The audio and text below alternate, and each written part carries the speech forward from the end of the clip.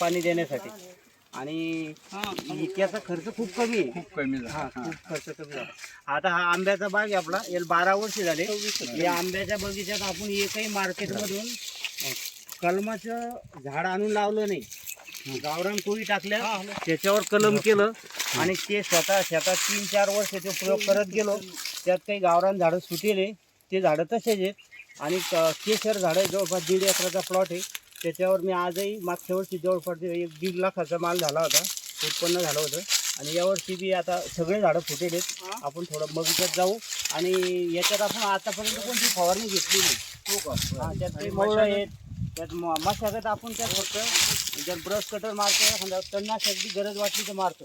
हां हां, तर आपण मध्ये येऊ आपलं ते.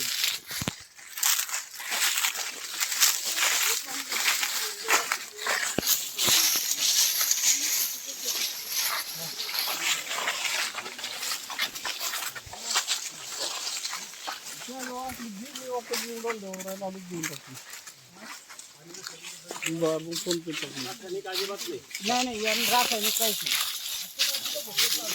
हा गावरान आहे का? हा त्यात काही फुटेल काही गावरान समोरचा आता ते हा केशर नाही, केशर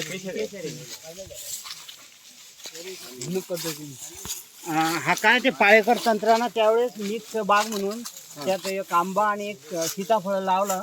पण त्यावेळेस माझ्याकडून मग नंतर काही समजलं की बा याच्यासोबत हे दोन्ही झाडं सोबत चालत नाही. पण मग आता ते लावल्या गेले ठेवले, पण आता ते हळूहळू ते कमी कमी करत त्याला कमी काढायचं, याला काढून घ्यायचं समजा किंवा कमी करायचं. दोन्हीच्या गरजा पूर्णपणे वेगवेगळ्या आहेत. हा. एकत्र लावून चालत नाही. पण निसर्ग म्हणून चालत नाही. पण त्यावेळेस चूक झाली. पण मग आता काय करायचं, तरी 2 वर्षाहून 3 वर्षाहून सीताफळाचं उत्पन्न भेटत गेलं. आंब्याचंही 2 वर्षाहून चालू आहे. हा, आंबाही भेटतोय आणि उत्पादन खर्च खूप कमी, म्हणजे बगीच्यात माल सोडायलाच येते. आताही सुद्धा गरज वाटली एखाद्या वेळेस आत येऊन काहीच नाही, काही करतच नाही, तर याची गरज नाही वाटत. कारण की एका झाडावर आताही समजा या झाडावर जर म्हणलं 2 कॅरेट माल आहे, कधी 1 कॅरेट आहे, कधी 3 कॅरेट आहे आणि काहीच नाही. आता इथे खूप हवा आली, पण झाडं असल्यामुळं गळ झाली, पण खूप कमी झाली.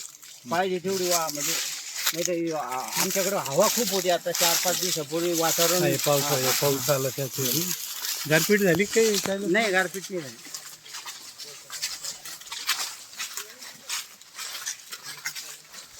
आता असं वरती कला सीताफळ काढताना हां पलीकडे इकडून जाऊ.